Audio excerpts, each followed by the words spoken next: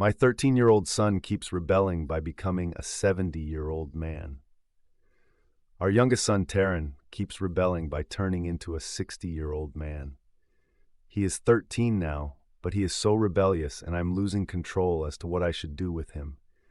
We could be all having a meal and then suddenly our youngest will turn into a 60-year-old man. We beg him to turn back into a 13-year-old. Because if he stays as a 60-year-old man for too long, then he will not be able to go back to his original age, which is being a 13-year-old teenager. He starts to destroy dinner and cause such a scene, and we beg him to turn back into a 13-year-old teenager. I hit him and our son mockingly says, "You shouldn't hit your elders." And my wife and I are both struggling. We both look at each other, and we are both feeling so much shame for our son. He is destroying the house as a 60-year-old man, and then when he turns back into a 13-year-old, he is just laughing at us. He goes to his room, we have to clean up everything again. We have an older child son who is just normal, and the three of us discuss what to do with Taryn.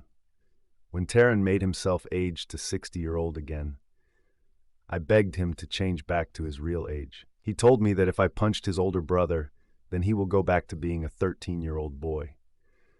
So I punched his older brother, and instead of his nose bleeding, my hand was covered in glass.